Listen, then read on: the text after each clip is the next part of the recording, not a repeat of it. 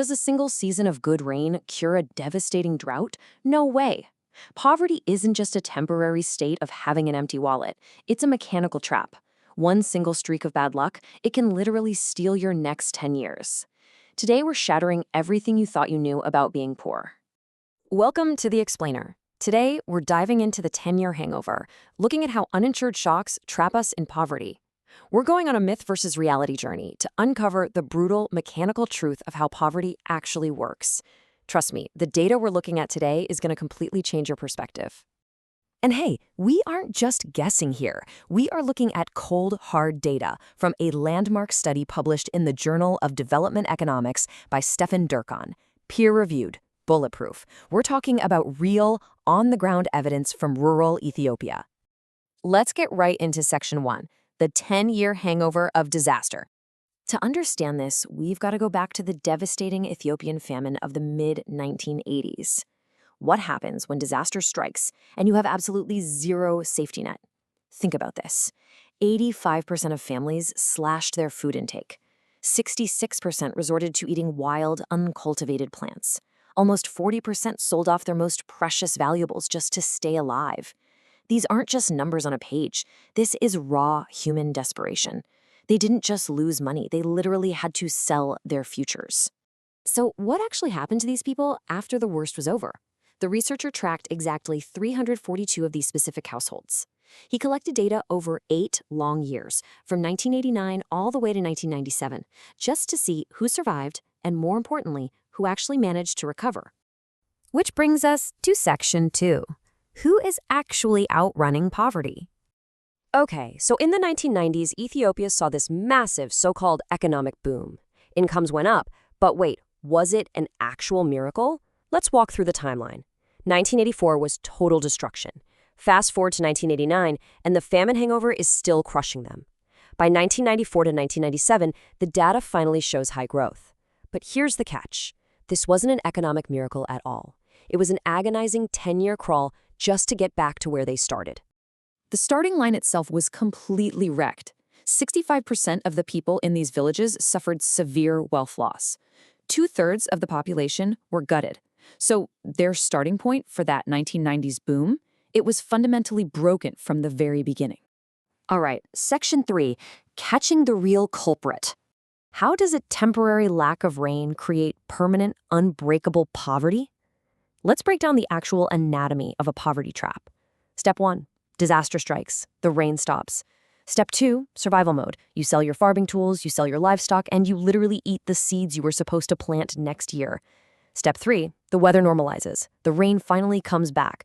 But step 4 is the permanent trap. You have absolutely no tools to farm that good rain. You have no seeds to plant. Actually, think about that for a second. Surviving today completely destroyed your ability to earn tomorrow. Let this sink in for a minute.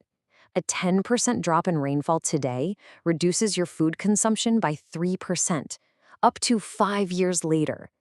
That is a total face slap to common sense. The pain of a drought echoes in an empty stomach half a decade later. It's wild.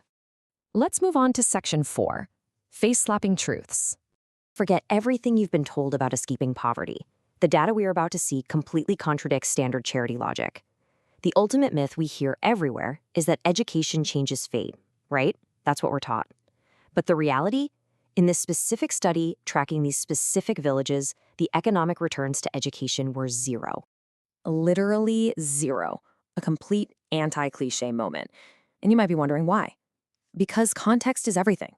In a remote, rural village with a non-diversified economy, a school degree doesn't make it rain. It just doesn't. It doesn't make crops grow without water. So what actually worked? Infrastructure. Access to a basic dirt road boosted growth by 15%. No road access? 0% boost.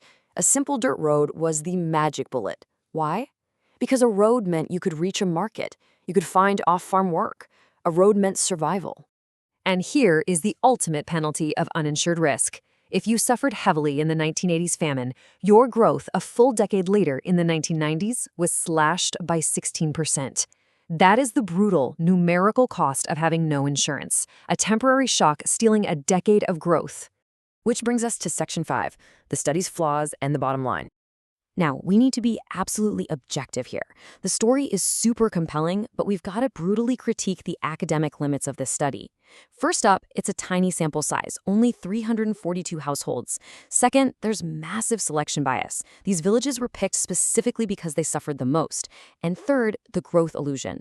That impressive 10-year growth, it was mostly just households slowly recovering to where they were before the disaster. We aren't just cheerleading the data here, we are weighing it fairly. Let's wrap it up with Section 6. How do we fight fate? So, what does all this data actually mean for humanity's fight against extreme poverty? The author states, welfare losses due to the lack of insurance and protection measures are well beyond the welfare cost of short-term consumption fluctuations. Okay, let's translate that into plain emotional English. The lack of a safety net doesn't just mean a hungry night. It means a stolen decade. And the crucial point comes down to this. If a temporary drought leaves permanent scars, why does global aid only focus on emergency food instead of permanent insurance? We are literally treating the symptom, not the disease. The data proves that protecting people before the shock is the absolute only way to save their future. Thank you for joining me for this explainer, and remember, never stop questioning the obvious.